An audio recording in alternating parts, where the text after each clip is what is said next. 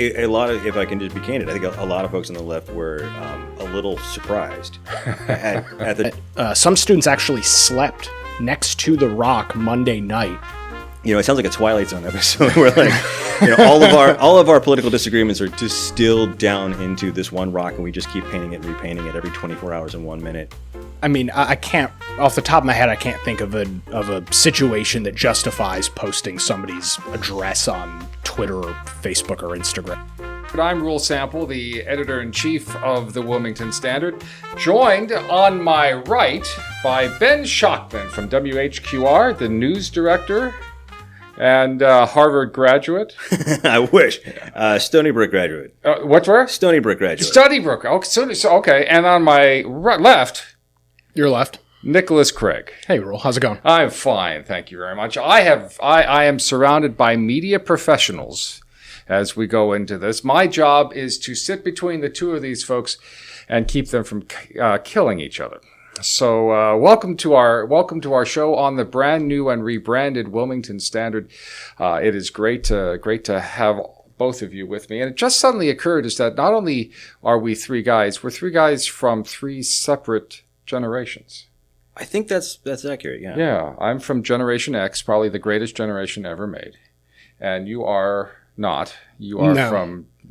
Borderline Zoomer millennial, I guess. It's interesting when you look at the generation stuff. There's a lot of debate as to what the actual years are. Yeah. Some people say mid-90s, late 90s, early 2000s, kind of all over the place. There's some intense boundary policing, too. Yeah, really. I am like 1 year away from being Gen X, which I would prefer to have been a part of. Well, yeah. And I grew up in a town that very much still felt like the 70s into the early 90s. You know, the cops gave you noogies and took you home when they caught you drinking in the park. Yeah. It was that kind of vibe. And, but I am technically, I think, a millennial. You are a millennial. Which I don't really enjoy. Because you were just talking before the show about you being in high school in the 1990s. Yes. And we weren't in the high school. I wasn't in high school in the 1990s. Yeah. Oh, really? And you weren't. No, I wasn't born. You weren't depending on the year that we're talking about. I'm actually convinced that the Gen X is the last generation that actually had like the 1950s style high school.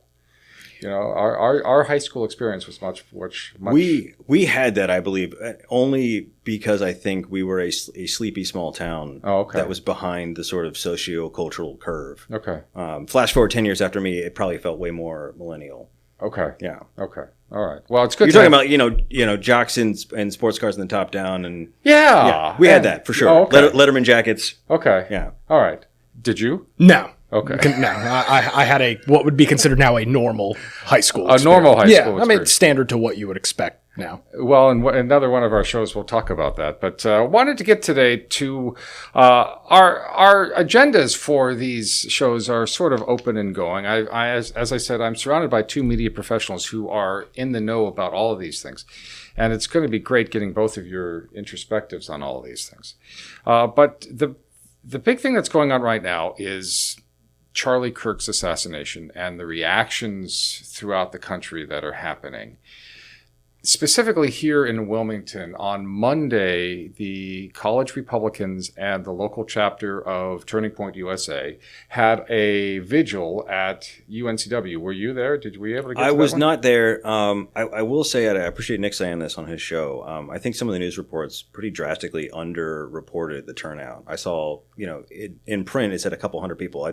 It looked closer to 1,500, maybe 2,000 people. Yeah, definitely close to that. Wasn't. But the big thing that has caught people's eyes, Ben, is the rock.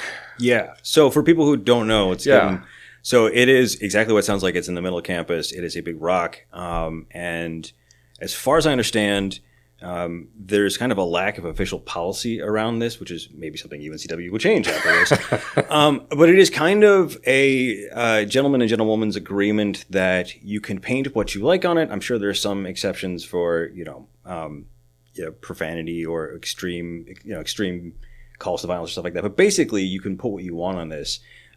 Words, pictures, whatever you can paint on the rock. And then students, as kind of a custom, give people 24 hours before they repaint it. I mean, obviously no one wants to have one message and then that's the only thing that can be on the rock for months and months and months, but it would be kind of, it would be just a jerk move to come behind someone who had just painted it and repaint it, which is leading us to what happened. A jerk move. Well, and let me note this. Most of the time, if you go there any time throughout the school year, it's normally painted with recent wins for any of the various sports teams over at UNCW. I mean, it's literally all over the map with the stuff that is painted on there. It's a as I guess now things are called living art, where people are just it's a living piece of art. That's kind of what it is over at UNCW. So the timing is a little suspect.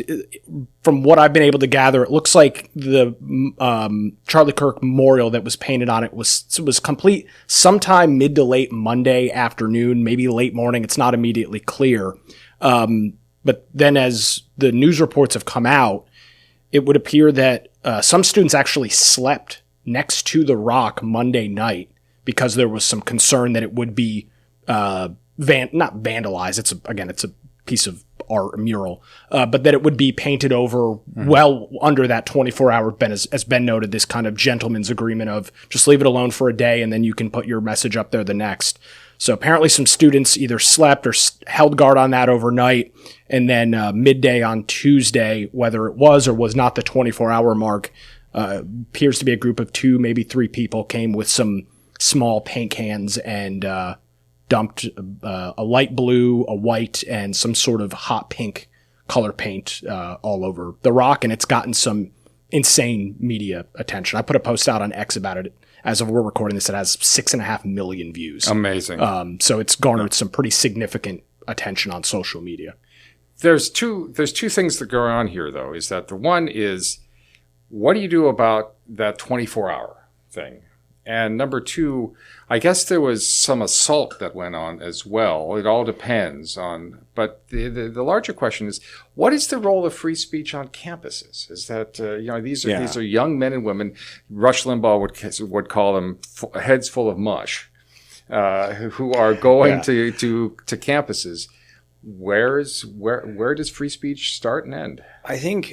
I mean, as you indicated, and I'm sure we'll get into, there's kind of two conversations. There's what is protected speech, and then what is reasonable adult speech. Mm-hmm. And there's often quite a gulf between those two things. But I do still want to put it as a caveat. I am a refugee from the Ivory Tower. I was an academic. I did teach college freshman comp, and I taught English literature. We got into all kinds of very heated political, sociocultural issues. And I just have to say, the majority of my students meant well. They were incredibly passionate. There wasn't often a lot of intellectual depth and structure. They often were very passionate about beliefs that they had just inherited or just acquired, right? And so whatever else we say about the students, and I'm sure there's some opprobrium that is appropriate to put on some of them, but I give them a little grace because of where they are in their life. The absolute hurricane of hormones and new ideas that's going on in their heads.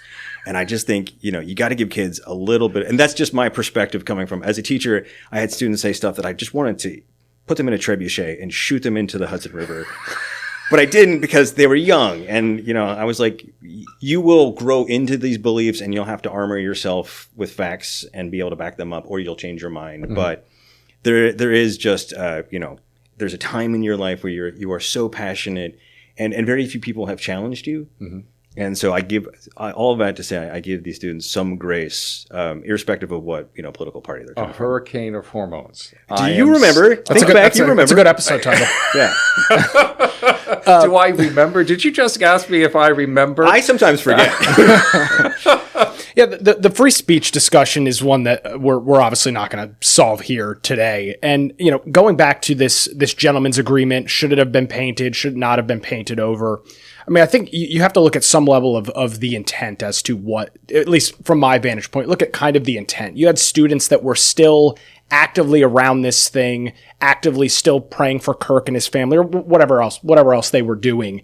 And I think what has drawn so much outrage, at least from what I've seen on social media, at least local people that understand what the Rock is, understand what it's been in the past, is again just the lack of any sort of, and I've seen it described, and I'm going to describe it as some sort of, any sort of common sense as to just leave this damn thing alone for a day. 2. Nope. I don't think any Republican or conservative on campus was under the auspices that this thing was going to exist forever on the campus of UNCW. I think there was some thought that, we could at least get a day out of it like we give everybody else. That did not happen, or it may have come very close to the mark of that happening. And I think that's probably why you're seeing so much frustration on social media. It's not like it was an empty, vacant area and you came over and decided to, and let's be clear, as of yesterday afternoon, there was no new message on it. It just had a bunch of random spilled paint colors on it. I can tell you it has since been repainted because folks have sent me photos. I've seen some on social media. I could not confirm. I wanted to go by, but it looks like it's a quote from Anne Frank and a quote from MLK. Oh, okay. Okay. That's new. I have not seen it. We're recording this at like 1 p.m., and that was about half an hour ago. Okay. I'm not trying to break news on your show. Oh, no, that's okay.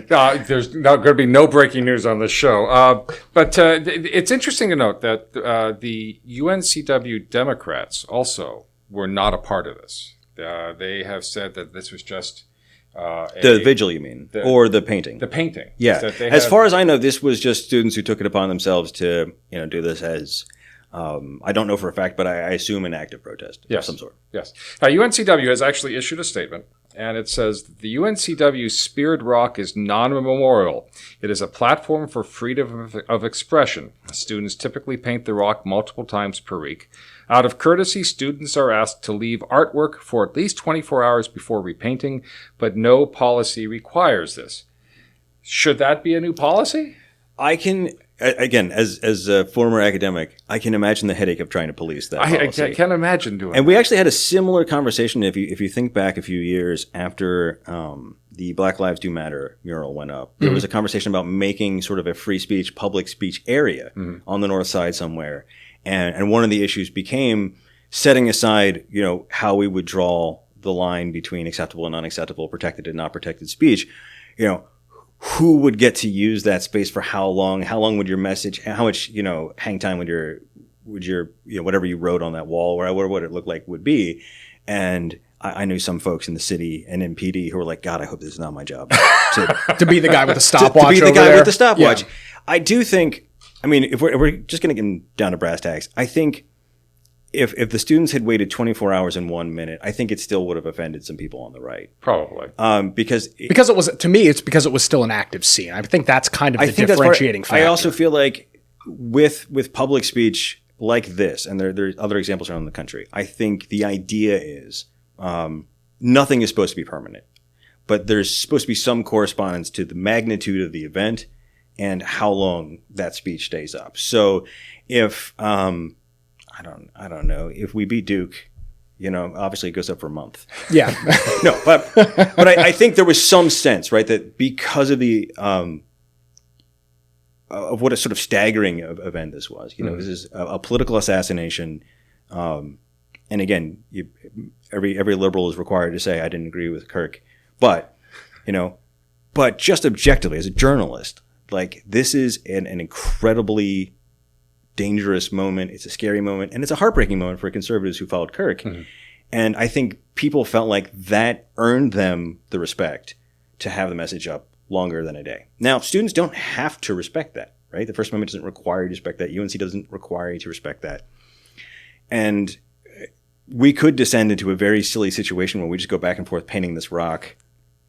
It sounds like a Twilight Zone episode where all of our political disagreements are distilled down into this one rock, and we just keep painting it and repainting it every 24 hours and 1 minute.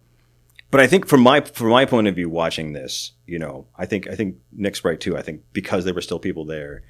But again, if you're a protester and you want to push back against this, then I think that's what makes it an active protest. And protesters, I think we do have this coddling approach to protest sometimes where we want to protest. We don't want to hurt anyone's feelings. We want to file permits with the city. The school wants to create a safe space for students so they can get their feelings out. And it's like, honestly, that's not always what protest is. Sometimes protest means antagonizing people and upsetting them. So as much as I understand where, the Turning Point folks and just, people for whom Kirk was an important person, I understand how upset they are. But if you're going to protest, and you're doing it in a way that hurts no one's feelings, like why are you protesting? What are you doing? Yeah. So I think that's one huge issue that comes up every time we talk about free speech and protest. About there's is there a meaningful way to protest without hurting anyone's feelings? But also, I think that this particular situation overlaps with our conversation about political speech, in which can you disagree with someone without being an asshat? You know, I think the answer at this point is no, and I think what you saw on the UNCW campus on Tuesday, probably solidifies the thought in a lot of young, people, as Ben was just noting, people who are still forming. That's why Charlie Kirk was so popular. People are still forming their opinions, trying to figure out what track and what path in the world they're going to take. And those things can have a very lasting impression. And I would imagine, don't know this to be certain, but you've got maybe younger students on campus whose political norms or ideals rather are not already cemented in stone. They go to the candlelight vigil on Monday. They are scrolling through TikTok on Tuesday and see some moron throwing paint all over it. And now they go, these people are the enemy. And that to me is the inability from the girl who was the main, if we'll call her the antagonist in this, the inability for her to read the room and just say, hey, get it. You think Charlie Kirk was a racist, and a Nazi, which is what she told the group while she was throwing paint on it. Fine and dandy. It's your right to think that. Her inability to read the room and go through with this while you had folks there actively praying for Kirk and his family if I was a Democrat on campus, I'd be pissed at my own people for only cementing further divide between us and them on campus. That's kind of the unfortunate reality of that situation. I can see that. I can also see the desire of a young person to act in the moment in a way that they felt was meaningful, and doing it while there were still conservatives to see you do it would give weight to what she was trying to do. I do think that, that kind of stuff, right? And also, look, we're talking about painting and repainting. There was an image of Kirk and red, white, and blue colors on the rock, and now they had repainted it. That is so far away. To me, it's a little silly. I don't mean to disrespect the vigil or what the young woman did, but at the end of the day, the magnitude of the seriousness of the conversation we're having, and we're talking about painting and repainting a rock. Yeah. But there's also no ability to communicate nuance there. Right? Sure. If you're repainting the rock doesn't allow you to say, look, I appreciate Kirk's willingness to go engage on campus. I thought some of the things he said were racist or bigoted. I absolutely don't want to live in a world where we prove people wrong with bullets. There are countries like that in the world where you can go and they are horrifying, and I don't want to go there or live there. None of that is being communicated by, repainting the rock or sabotaging the rock or vandalizing the rock, however you want to phrase it. And I think we have come up with a culture of so many dumb ways to quickly and easily and simply find shortcuts for these really hard arguments for which there are not good answers all the time. This is one, to me, again, as a journalist, for me, this is one of them. This is almost a Rorschach. You can put onto this what you want to see. And, what I want to get to is some of the reaction of like, let's destroy this young woman's life. And I will say, if I was at the vigil and this was someone who was meaningful to me, I can understand that reaction in the heat of the moment. I think if you're a bystander just scrolling through libs of TikTok in Omaha and you're like, hey, let's destroy this young woman's, even if she is a moron. I don't know. I have no idea if she's smart or intelligent or anything like that. But, she did something I didn't like. Let's destroy the rest of her life. That impulse to me is it's understandable, but a little dangerous if you keep going down that road and we keep having recriminations and retaliations and we just keep trying to destroy. And I know that people on both sides have been doing this for a long time. It's not the first cancellation. Don't get me wrong. But I want to think through that part of it is like, as far as I know, this woman has been getting death threats. She's taken down all her social media. And I hope for her it will blow over. I hope it gives her a chance to think. And maybe have some soul-searching conversations, and who knows what will come out of the other side of that. But for me, the instinct to just crush that person is part of the problem of where we all are. And believe me, I know there are folks on the left who have seen someone on the right who said something they didn't agree with, and they're like, let's not find that person and debate them, not let me put forward my own ideas, which I think are better and more humane or whatever. I want to destroy that person. I want to see them divorced and fired and homeless. I call it life ruination. And it's truly life ruination. And there are, and it's not all day, every day. I think you can overblow the problem, but it definitely obviously happens because you can find examples all the time. Sure. And so I wonder, what realistically is the alternative? Yeah. And I think it would have been a good opportunity for Charlie Kirk or someone like Charlie Kirk to say, hey, let's talk about what happened here. Let's talk about what the people who hosted the vigil did and what they were trying to accomplish and what they were trying to say. And let's talk about what you were trying to accomplish and what you were trying to say and go from there. But obviously, that's not the world we live in. I know it sounds very Pollyannish. No. So wrap it up. But those are my thoughts on that. I think there is a moral difference between a 20-year-old, I think that's how old she was. Something she close to that. They all look just out of diapers to me. There is a difference between that person who is still trying to figure out who she is, a hurricane of hormones that affects everything, and a 39-year-old teacher in South Carolina who goes on a raid. Would you agree?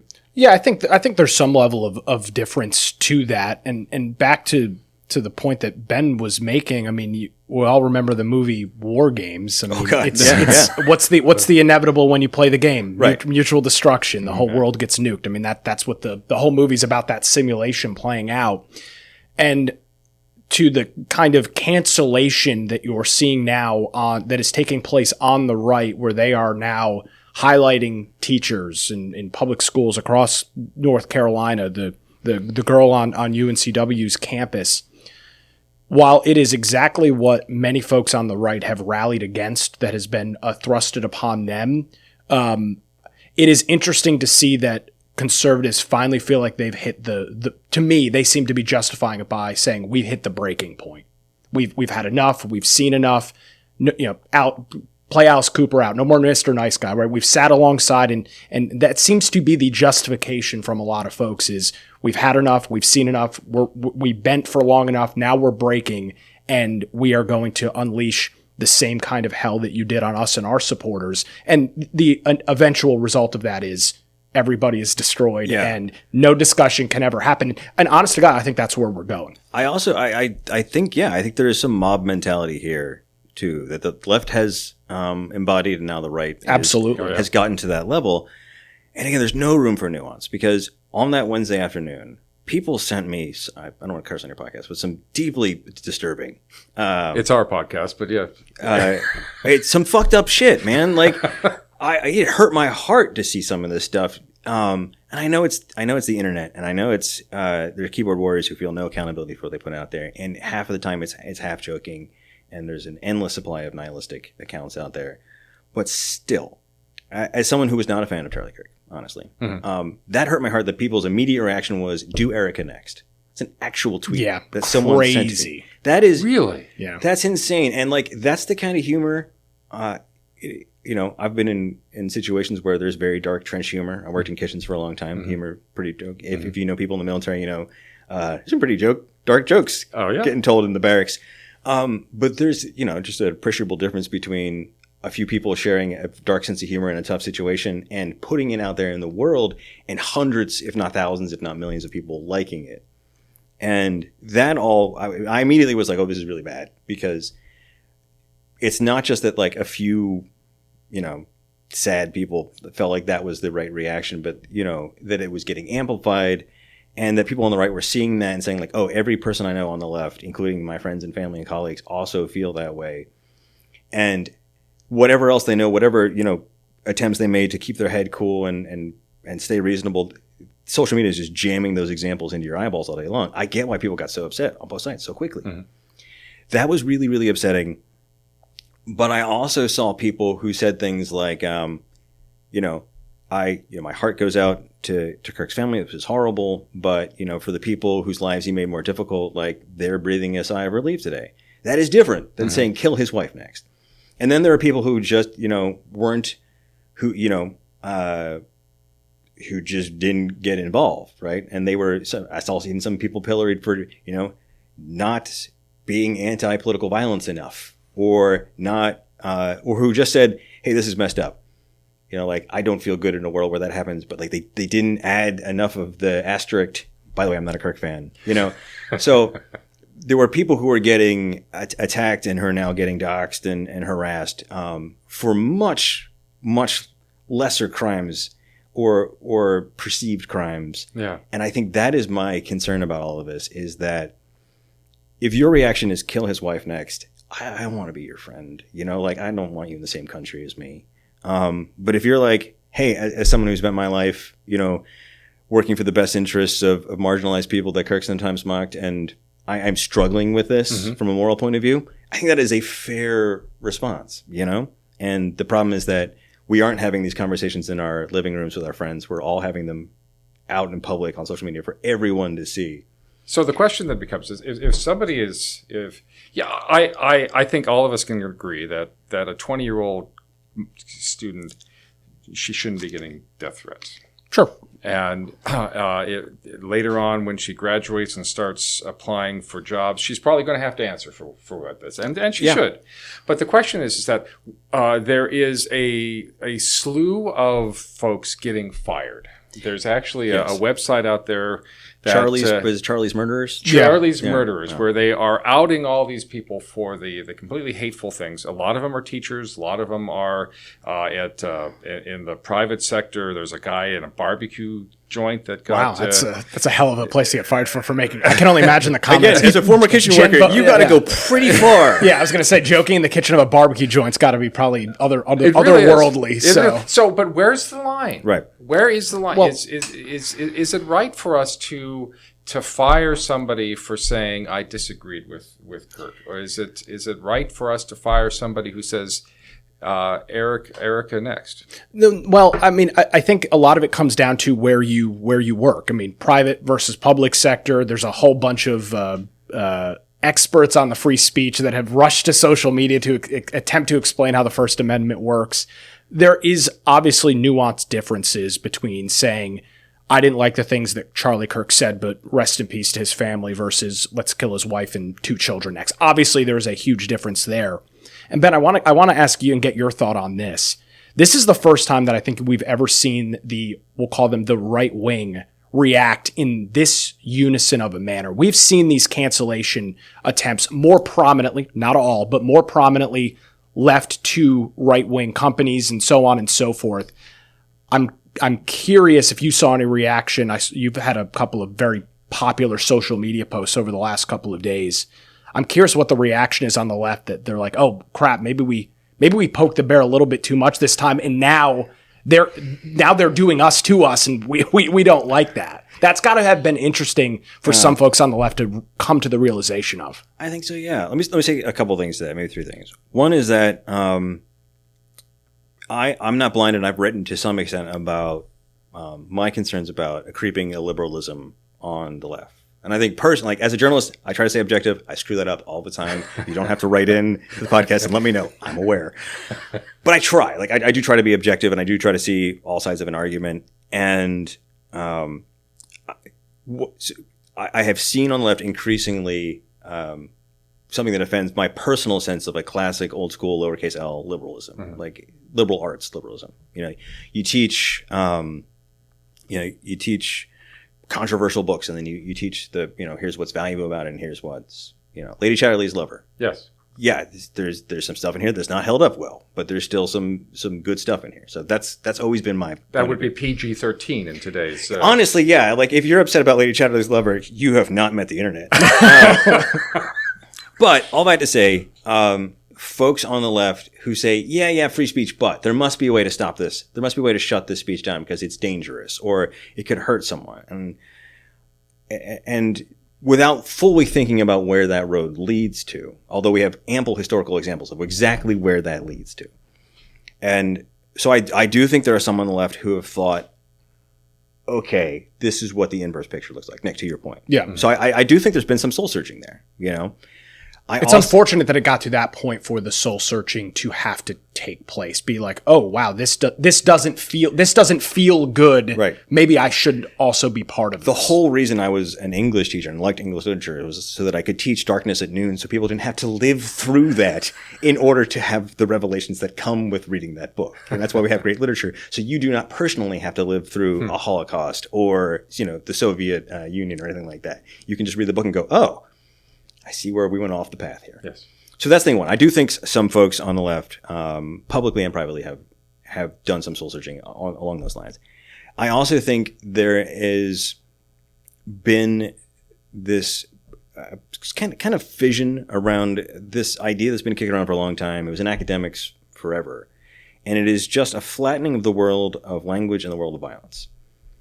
And there are good arguments to be made here, as I've said in other places. You can chart a course between anti-Semitic rhetoric in the late 1800s to the Holocaust. Mm-hmm.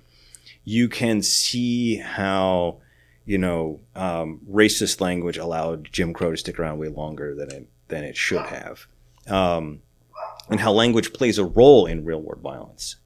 But it is not the same as violence. And there are many academic books that map out the relationship between the two, but it turned in some sectors into a shorthand. Language is violence, And what that means for people, if they don't interrogate that and they don't take the time to work through these arguments, is that if you say something I don't like, I'm going to argue with you. If you pull a gun on me, I'm going to try to get the gun away from you and shoot you with it. That is my right as a North Carolina citizen. Yes, right? Yes. And what I learned watching cowboy movies growing up. But if there's a gun in the room, there's a gun in the room, right? The rules are different. I'm not going to debate with you. I'm not going to trot out my fancy $20 academic words. I'm going to try and kill you before you kill me. Flattening the world of language and violence puts a gun in every single room. Yes, because the words then become... violence. And this is not a thing that people universally subscribe to. I thought the Utah governor in the... I'm trying to remember which press conference it was. It may have been the one Thursday, right when they had released the... No, this was the Friday afternoon or Friday night after they had caught him and it was said and done. Spencer Cox, the Utah governor, made that exact point. In the middle of his commentary when he didn't break down emotionally, but broke down and tried to plead to younger folks in our country, many of whom were either fans or not fans of Kirk, and said, words are not violence. Violence is violence. And when I read the transcript first before I listened to it, and you see that written on paper, and you're like, well, duh, of course. I mean, like, this is ridiculous. Who the hell would say this? Hearing him say it, though. But then I went back and pulled some clips for the podcast on it, and it's very different when it's coming out of his mouth and the way that he's saying it. And this is something that a lot of folks on the right have now, I think, challenged those on the left, and the trans roommate / partner is coming into it. And I think a lot of what you're going to hear probably with that has to do about what Ben was just talking about, how words are violence. One of the big things in the trans movement, at least on social media over the last couple of years, is that the MAGA movement, which Charlie Kirk would absolutely be considered part of, is trying to erase you. These are erase your existence, unalive you. And there's no question about it, to Ben's point. If you genuinely believe that 70 million people want you ripped off the face of the earth, at a certain point, you're probably going to react, especially if you've already got some other issues you're dealing with and you might be struggling with some mental issue here or there. You're probably going to react. If I thought that you were going to kill me right now, I'm probably going to, not only probably, I will kill you first. Because I'm going to, I need to protect myself. Yes. And I think that's some of the rhetoric that is now being called out, that was amplified in, Discord has been a huge discussion, which is interesting to see mainstream media talk about Discord as somebody who's been using it for like 15 years. They're like, oh, this gaming website. I'm like, not anywhere close. I recently had to explain nerfing to my audience, and I was like, I had to use Pac-Man as a metaphor. And I was like, like in Halo, and they're like, just eyes glaze over. Yeah. I was like, all right, in Pac-Man. So I'm going to take us back to my original question then. Sorry, that's okay. What was your original question again? My original question is this, and bringing in both of you, is that in today's culture, if words are violent, even though they shouldn't be, but if words are violent, is it okay for these teachers and these lawyers and these business owners to be doxxed and their firing called for by the right. I'll start with the doxed. I don't think. I mean, I can't off the top of my head. I can't think of a situation that justifies posting somebody's address on Twitter or Facebook or Instagram. So those somebody will probably comment and say, "Oh well, if somebody does this, yeah, probably." Okay, great. But I can't think of an example of why that's justified off the top of my head. The teacher discussion is one that is particularly interesting, especially here in New Hanover County, where the school board is seemingly the most important governmental organization that exists in southeastern North Carolina. Meanwhile, they have impact over almost as much as the local Soil and Water Commission. Very limited amount of scope as to the things they can do. Parents, if you look at the enrollment numbers, not here just in North Carolina, but across the country since COVID, parents have been searching for alternatives for their children's education. A lot of that came out of learning on Zoom and some issues that parents felt or perceived issues that existed in the classroom. And that trend continues. Public school enrollment continues to struggle or lack in some areas. And one of the things that you consistently hear, especially if you are hearing what is being said by those on the political left as it relates to, for example, teacher pay, is these people are professionals. We hold them to a higher standard. We need to pay them to equate to that standard. And I think it's this constant, teachers are I'm not saying anything to disrespect educators, but teachers are one of the most important things that exist in our society. If that is true, then they should be held to a certain set of standards. And then parents are on Facebook and see their children's fourth grade music teacher saying, "Ha ha, enjoyed watching your neck." That's, I think, where the line is starting to get weird. Is we obviously should and do have respect for educators. What happens when that respect is to some level eroded? And that's, I think, why you're seeing some of these calls for firing, is we prop these people up as professionals, which, by the way, they are. Yeah. And then some folks want to, and then I think on the right, they say, well, if these people are professionals, why the hell are you minimizing what they're saying? They're in our classroom. They're with our kids 7 hours a day. And I think that's kind of the interesting blurry line in education. Private sector, who cares? I mean, I got fired last July for calling Joe Biden an asshole on Twitter. So, I mean, private sector. Is that what it was? It was. Private sector can do whatever they want. I mean, I probably said something not that far off. Well, I mean, I said that every morning. I just didn't use that particular word. Yeah, but you're on public television, though. Yeah, radio. Public radio. A face like this, it has to be radio. So, the private sector can do whatever the hell they want. If they want to employ these people or employ this kind of stuff, great. If they want to fire people immediately, it's literally not my business. Government, specifically the education system, is where you are going to probably see the biggest debate on this take place. I think I agree with a lot of that. And as a journalist, we have kind of a hierarchy, of who is held to what account, because it's not the same. Right? Sure. We do not go around publishing every arrest. We just don't. And there's candidates, past, present, and probably future, who've been arrested for minor stuff, and I don't traffic in that, because who amongst us, right? Yeah. But the more serious the crime and the more serious a position you're in, so cops and teachers, cops have an incredible amount of responsibility. They have a lot of power, so we hold them to account. Teachers, a lot of responsibility, a lot of power. We hold them to account. So I agree with all that. And I think if you were a parent and you saw some of these videos, absolutely. If I was a parent, I don't have kids, but if I did, even given what my political beliefs are, I still would say that's not the way I want my kid to learn. And I might call a principal. I might go full Karen on them. And same for businesses, right? Like, I've been fired right to work state, and I said something once to I shouldn't have said it. My wife told me I shouldn't have said it. Did you say it? Your wife? Yeah, I was. She wasn't even my wife yet, but already she was batting 1,000 while I was not. And she was right. I was wrong. She's like, "You're going to get fired." I'm like, "No, I did get fired." And because I said something hurtful to my boss, and he had the right to fire me, and he did. And that's life. I don't carry a grudge. I deserve to be fired. I was being a little shit. And I think there's a difference between that, right? If you do something stupid and your boss wants to fire you in the private sector, or if you're a public employee and you cross some kind of threshold that's in policy or just common sense, I don't think there should be like a semantic, workaround. Like, well, technically, no. I mean, we know a line when it gets crossed when we see it. I think there's a difference between a parent complaining or a school board member complaining and like 6 million people because they saw it on TikTok complaining. Because I think that deranges the thought process of the person who has to make a pretty serious decision, which is, should I fire this person or not? And I think a teacher says something, just really, we saw this after 9/11. Lots of different teachers handled things in lots of different ways. All of my professors were trying to figure out how to reckon with this. Some put it in a historical lens, some put it in a, socio-cultural lens. There were certainly professors who got accused of Islamophobia that day and were shit-canned, or said, anti-American stuff. They're like, oh, we deserve this was a thing I heard from a few professors. Our endless imperialistic adventures in the Mideast and Afghanistan have this either the chickens coming home to roost, that kind of stuff. Some of them were fired if they didn't have tenure.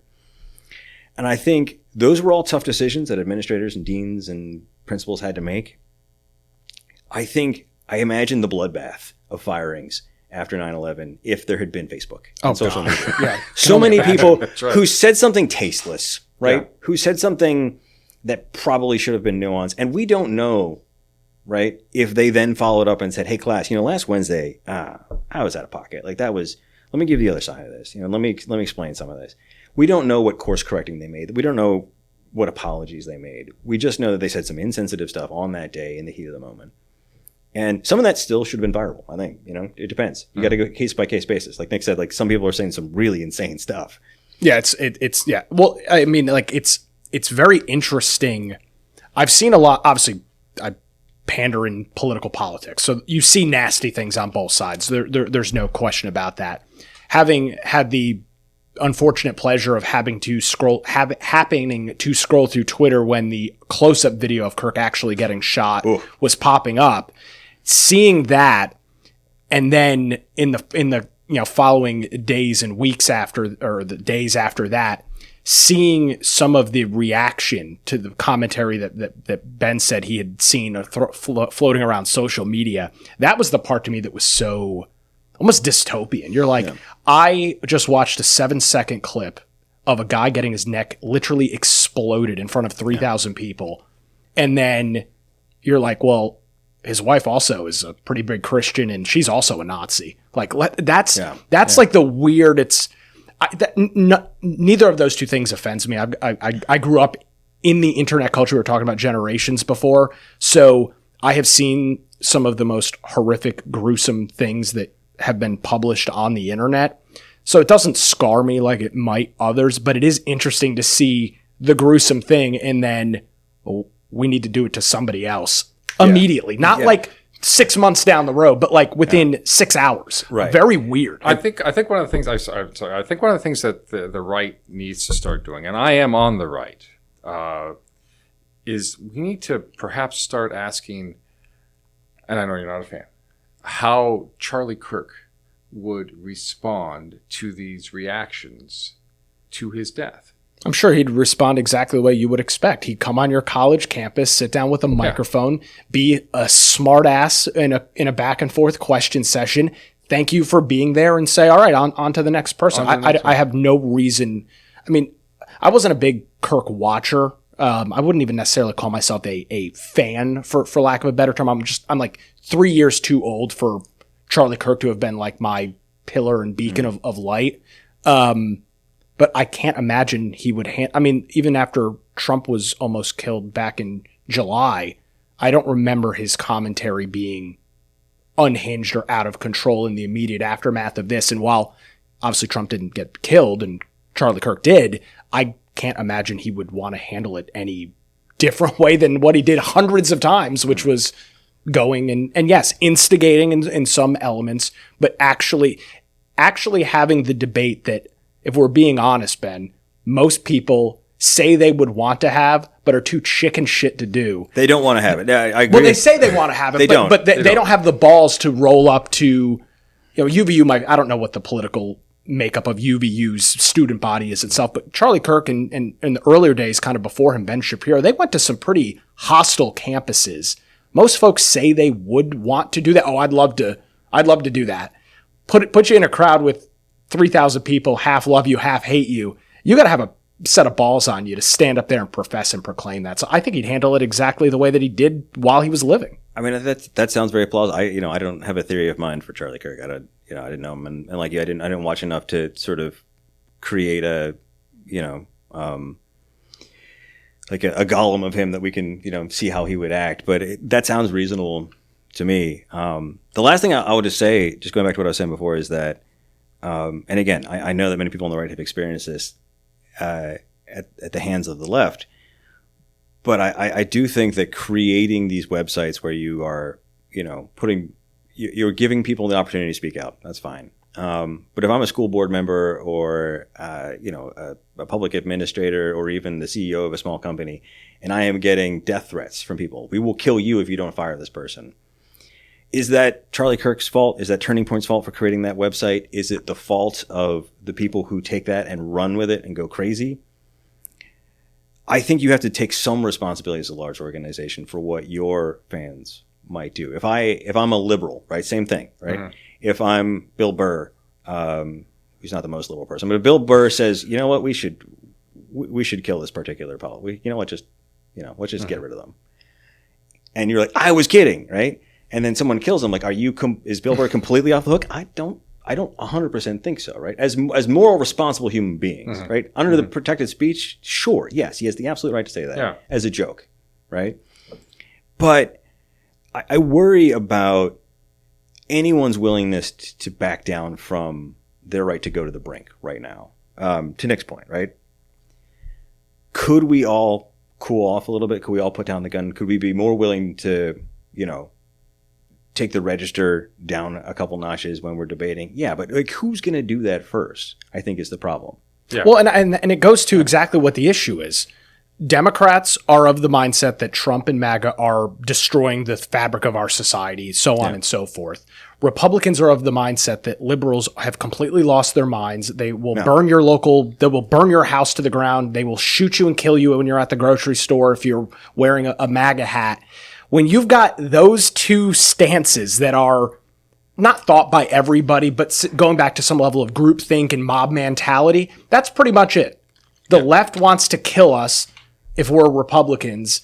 If we're Democrats, the right wants to make us not exist if we're part of the LGBTQ community and make sure that America never exists, doesn't continue to exist as a country. I did my whole show this morning on unity. I don't know how, to Ben's point, I don't know where you go. Like, both sides think the other's literally the biggest, to borrow a term, an existential crisis to their existence. Yeah. Nobody wants to blink first. This is the worst game of chicken that we've ever played. I wrote something last week, which a few liberals were upset with me for saying, was that, in my opinion, Trump has done a lot to damage the civility of our discourse and has done a lot to inflame his base. But I also wrote that Biden, instead of putting forward just the best freaking policy platform he could, the whole campaign was basically Trump as a threat, an existential threat to the United States. And I think that could be seen as licensing violence. And some people said, Ben, that's insane, or like, you're just whatabouting, or you're both siding. And that, okay, but I've sat down with people on the left who feel like the Overton window of protected speech and even civil disobedience, we're like, yeah, you're going to get a misdemeanor charge because you did something, is not enough, right, to meet the moment of the danger they feel the Trump administration presents to them personally and the country. That's the craziest part, is the them personally thing. Both sides have the them personally. Yeah. It's so fascinating to see that, and it's predominantly, Ben and I are both in the media industry, the media stoking you into believing that you literally have a crosshair on your back or your head or wherever it might be. It's wild. There's a sociologist from the 1970s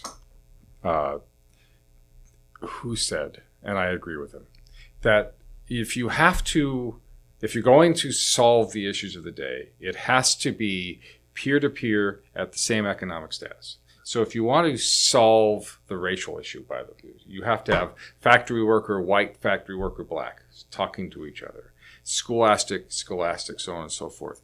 In other words, people need to start talking to each other at the same level of status, same level of vulnerability, same level of educational background. Is that ever going to happen?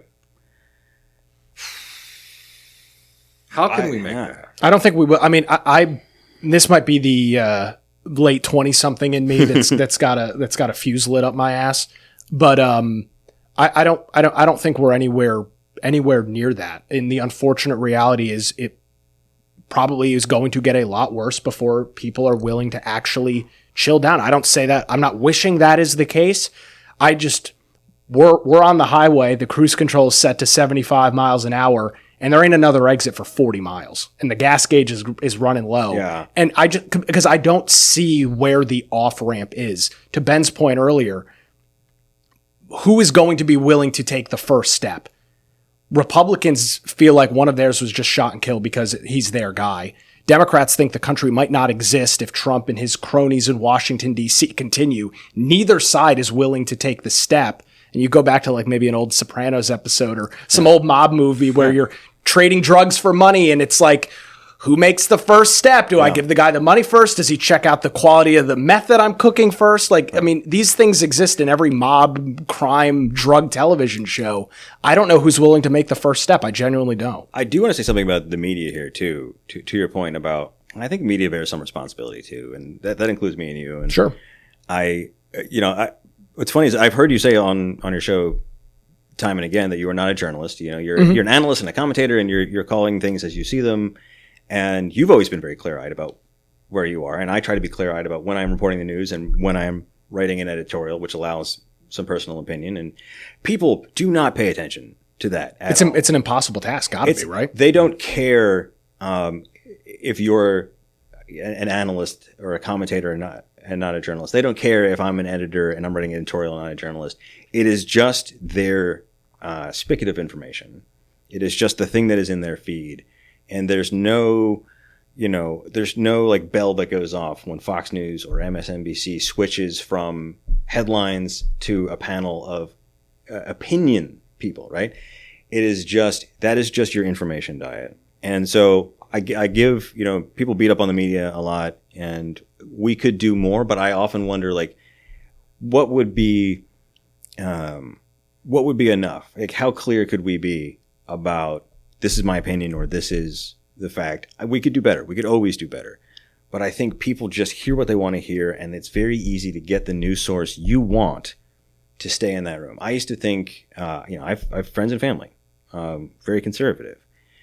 And I'll sit with them in the living room and watch OAN for an hour and be like, oh, well, that's why you hate Biden. Because they just spent an hour cherry picking all of the admittedly bad things Biden has done and lying about some things that Biden has done. And you can find the same on MSNBC. You're like, oh, well, that's why you think Marco Rubio is a bad person, because this was just like greatest hits of embarrassing things that Marco Rubio has done.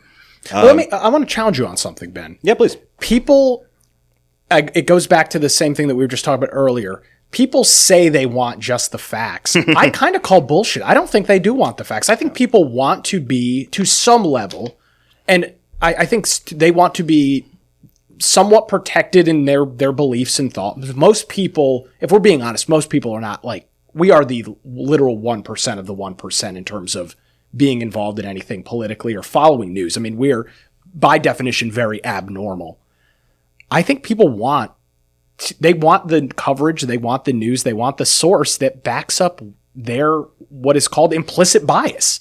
I hear people all the time, oh, I wish there was middle of the road news. CNN tried that for 20 years. There's no money in middle of the road news because nobody watches it. They want to hear the other side is bad, my side is better, we're back tomorrow night at 7 p.m. Yeah, I mean, the financial incentives are so perverse. And it doesn't matter if you're for-profit, non-profit. I mean, it is truly, truly bullshit when most people say, I want just the facts, because they also want context and they want analysis. And that is a slippery slope.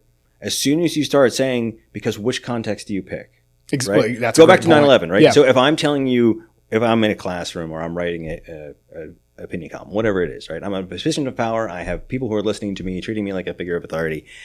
And I'm telling them about 9/11, and I start talking about, us mucking about and the CIA's adventures abroad and, some of the deep state stuff that our country has done in other countries to try and, rejigger the chessboard, so to speak. That's context. It could be completely factual, but depending on what I include or what I don't include, right now I'm going down the bias road of one way or the other.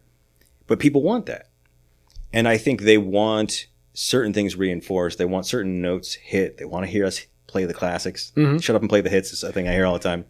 So I think that's some of it. I do think there's a lot of people who don't realize that's what they want. They think that they want, just the facts, and they haven't really thought through it. I think there are other people who have gone further left or further right to really get what they want. And I'll say this. The example I get all the time is, we just want Walter Cronkite. We want Walter Cronkite back. And I remind people all the time that Walter Cronkite went to Vietnam. He did real reporting, not bullshit reporting, not scanning headlines on Facebook. He went to Vietnam, put his life in grave danger, came back, and told the nation, we can't win this war. That's not just an opinion. That's a hell of an opinion, right? That's a very good point. And he was right? And that changed U.S. policy. So I ask people, if Walter Cronkite is your standard for unopinionated, just fact news, does that mean that sometimes, you don't actually know what that would look like because we've never had it. Because news has always had some context, some analysis, and sometimes you have to come to a conclusion when you write a news story. Sure. Well, if you go back to Josephus, who was first century, a little bit before Walter Cronkite, a little bit before, but the TV inventor. Even he is who is credited as being one of the major journalists of that time period. He still put his own. Bernie Goldberg, in his book Bias. I'll never forget his quote that he said, the vice president of CBS News went to corporate one day and he came back and he said, boys, I've got good news and I've got bad news. The good news, we made a profit last year. The bad news, we made a profit last year. And that turned the entire news industry from the Walter Cronkite, the journalist, to what we have now. So, I don't disagree. I can also say,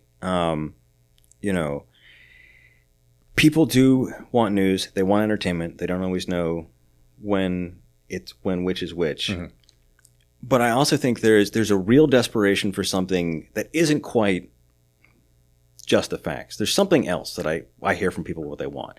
And that is they want to hear Jon Stewart just rip on Al Sharpton, right? They want to hear Bill Maher just shit on Trump, right? They want to hear someone who they feel like is kind of our guy, right? Sure. Yeah. Cross the line. Yeah. It's the only Nixon can go to China phenomenon, right? Yeah. It's that if this guy, a stone cold warrior, anti-communist to his Quaker bones, is going to go to China and try to broker some kind of deal for the good of the world, right? Well, okay, let's give him a shot. We'll hear him out.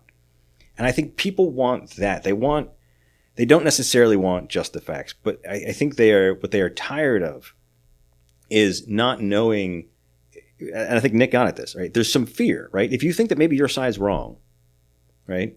If I think Biden's wrong about something, I'm like, am I going to risk putting on Fox and hear what Fox has to say about Biden? No. Is there anyone in the center, but kind of on my side, who might be like, look, guys, Biden is just, that man is not fit to serve. Like, what are we doing? We're all, and NPR probably will never do that kind of stuff. CNN probably never going to do this. People who have tried to stake out the middle of the road. I think you can find stuff like that at The Atlantic. I think you can find stuff like that on people who've gone to Substakistan, where they're kind of free to do that. People like Sam Harris, who's made himself unfireable. Yeah. Right? Because he has a million people who just love to hear him pontificate, and he gets great guests. And he can't be canceled, because no one can call NBC or CNN or NPR and say, fire this clown, because people have decided his point of view and his guests are worth it. So I know a lot of people are worried about non-traditional mainstream media, but I think to the extent that they're really popular, that's why. Yeah. It's because it's not, well, if Fox says Biden's wrong, and I'm a lefty, and I'm like, but I'm beginning to worry that maybe we're wrong on this issue, or maybe we're wrong on the Mideast, or maybe, I see this especially with Israel and Gaza. People who have had a certain opinion for a long time, staunchly pro-Israel, staunchly pro-Gaza, and like, where would you go to like even just like take a homeopathic sample of the other point of view without feeling like I do not trust that? Like and people want that. Yeah. And I think it is very, very hard to find. It's getting easier to find for people, but because it's such a new world, it's still, people are still kind of hesitant and untrusting. Well, and you were talking about comedians and, wanting to see them, when it's justified and it makes sense, punch the other side. I look at Saturday Night Live as the worst example of that as of late. I mean, you had 4 years of what folks on the right would call a vegetable, for all pun intended, in the Oval Office. If you turn on right-wing media, that is a common phrase that you would hear. The fact that somebody like Saturday Night Live was not willing to say, all right, we've got these news outlets, these blogs, these websites that are pulling down millions of viewers a week. The fact that we won't just dip our toe in that a little bit and joke about that. And they did maybe more towards the end after he dropped out of the race. I think that is, Ben, to your point of like, those are probably the people that would have to lead that charge for then maybe other folks to fall in line. And it's unfortunate. I mean, Stephen Colbert back on Comedy Central was the greatest example of this. He was a fake Bill O'Reilly character that would make fun of Republicans. It was funny. I had to explain to my grandfather, he's devout Catholic, very conservative, like Colbert, actually, at least in religious terms, that Stephen Colbert was Stephen Colbert, but not Stephen Colbert. Yeah. And he just looked at me and he's like, your generation is messed up. But yeah, I think there's a lot of there to what you just said. And I also think that a lot of people in politics now want to practice politics by the rules of comedy. And be edgier and be. I mean, Trump kind of changed that game. Absolutely, changed that game. And here's the thing: I'm trying to remember the comedian who makes this point, but he's basically quoting Andy Warhol saying, like, comedy is getting away with it, and a lot of edgy comedians don't hit that mark. It's not that you can or can't make a joke about trans people or black people or immigrants. It's, can you make black people, trans people, immigrants laugh at your joke? That's the trick. And so in political terms, right, it's not that you can't say uncouth things or you can't, be off the cuff or you can't cross party lines. It's like, can you connect with the room, right? Like, do people get it? And I think people still really, really, they want the edginess. They want the ability to say whatever they want, but they didn't realize that comedy is like an art form and really hard. And SNL is not comedy. Like, I'm talking about stand-up, like real good comedy. Kill Tony is like the greatest example of a show. Of course, he made major national news during the last presidential election for what do you call Puerto Rico floating garbage pile, I think, at Madison Square Garden. I think that was paraphrasing his quote.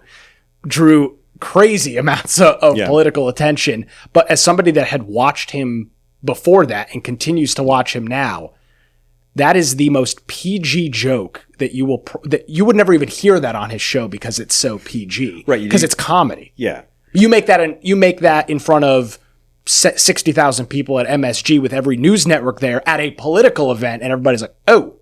You make that at Joe Rogan's Comedy Store in Austin, Texas, and you're going to get tomatoes thrown at you because the joke sucks. Get off the stage. It's wild. The absolute master of all that, and we miss him, Johnny Carson. Johnny Carson could make fun of people on the left and the right, and then the next day he would have them on his show. Right. And he would then make fun of them there and then have a conversation with them. And we don't have that anymore. We just don't. Yeah, it's very tribal. We've definitely retreated to our camps. I think there are journalists who try and often get more knives in the back than in the front, honestly. Who was the intelligence reporter over at CBS News?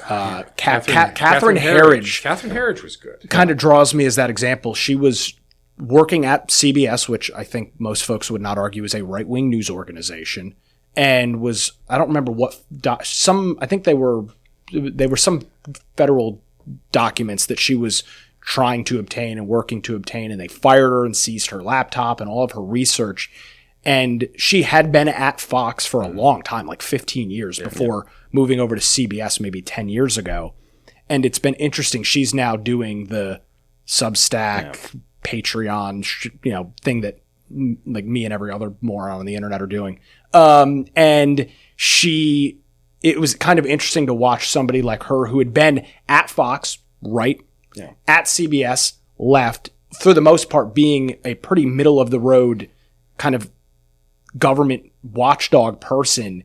That was an interesting thing to watch, and that happened, I don't know, maybe 3 or 4 years ago. She has a master's from Harvard in journalism. Which Does she? Yeah. Oh, so maybe we shouldn't burn Harvard all the way. Not all the way. So this is just take all their money. This is a joke, but I heard this at a stand-up comedy show, and it was a legitimately good joke. It was a guy talking about Trump versus Harvard, and he's like, "Do you know how much of an asshole you have to be where the average American roots for Harvard?" It's fair. All right. So all of us say, "Rule, did we fix free speech?" Absolutely not. But we're going to be doing this on a regular basis, so we might. We just might. And as you all know, we are a bunch of talkers, so we got to get to the end of this thing. So we got to land this plane. Bring us home. So one of the things that we're going to do every time we get together is we're going to have a section called Caught My Eye. And we're all going to spend about 30 seconds, 50 seconds, 60 seconds, however you want to do it, of something that is on topic or off topic that caught your eye this week. And I'll start. My wife and I went to see, last night,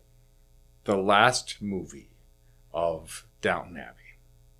If you are not a Downton Abbey fan, you should watch it. It is a time and place that we've lost forever. And the last movie last night, it is mushy, it's full of plot holes, but it is one of those great feel-good movies that is nice to see. And so that's my share this week. Is if you haven't seen Downton Abbey at all, have you seen Downton Abbey? Did you see any of that? It is on my list of things my parents will not talk to me until I watch. Okay. Yeah. All right. Have you seen Downton Abbey? No. You absolutely need to watch Downton Abbey. We have lost the mannerisms, and I think we've lost the manners. Okay, Boomer. You deserve that. I'm sorry. Mine is a political topic. We were talking throughout the show about people getting fired for making nasty comments in response to Charlie Kirk getting fired. There was a local news reporter out in somewhere in Arizona, maybe, and she did a tribute to Charlie Kirk on the air. Sunday night news. I'm sure there was like 3 people in the entire news department in that station, super small station. She was suspended for about I wasn't clear, but it appeared that she had interned or worked with TPUSA maybe in college. She was leaning towards that. And she was suspended for doing an on-air tribute, which for the most part was pretty right down the road. Nothing political overtly about it besides she was very thankful for the opportunity and so on and so forth. And then resigned. So she was fired for tributing him, which is vastly different from everything else that we've seen over the last 7 days. So I thought that was very interesting. That's good.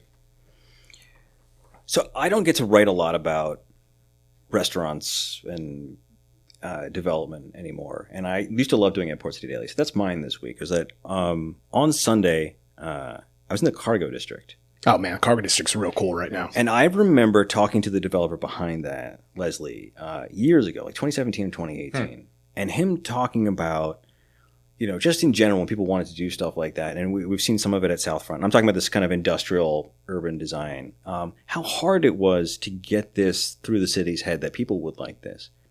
And they were fighting them tooth and nail. And the more extreme example was that sort of Southfront area where some of the city planning people were saying like, well, it has to look like, the neighboring neighborhood, right? And the developers there were like, it's made out of cargo containers. It's next to the port. I think we got it. But there was this isn't Wilmington. This is too new. This is too hip. This is too different than what we're used to. And there was a lot of pushback. And also a lot of concern from like, people won't go for this. People aren't going to go to a bunch of food truck. They want to go to a restaurant. So flash forward almost a decade. It exists. It's there. It's cool. A whole bunch of people there having a good time on a Sunday. The neighborhood did not riot. Property values did not fall through the floor because we put some, hideous new eyesore on Cargo Street. Like, they let someone try something new and it was cool. Yeah. And I hope there's a lesson for people there. It's like, let people cook. Let them try new stuff. Yeah. It's like the Soho district of Wilmington. A little bit, yeah. Yeah. Yeah, let people try new stuff. We are a city like paving the streets and then ripping up the pavement right. back to cobble. So hey, tried. People didn't like it. You bring it back. There is, if anything else defines Wilmington, it is this kind of inertia, this kind of like status quo. And I think that is politically, I think that is culturally, it's just we are holding on to a Wilmington we were in 1955. And there are some good things about that. And I don't disparage people who try to save that. But there are also new stuff that we could do. There are people who aren't 75 in this town. Like Rule, yeah. I am not 75. My gosh, I'm sorry. I'm not sorry. 75. Drive-by, jeez. Jeez, But anyway, so Louise. that's my further speech. Well, most of us should be back next time, as he might not make it out of the podcast room. But gentlemen, thank you. This is going to be great. Great job, Rule. Thanks for putting this together. It's going to be really great. Ben, they can hear you where? On 91.3 FM and at WHQR.org. Outstanding. And Nick? NickCraig.com and the Nick Craig Show in all of your favorite podcast apps. And you can hear me and read my writings over at the Wilmington Standard at wilmingtonstandard.com. For all three of us, thank you for joining, and we look forward to seeing you all next time. Thanks for listening.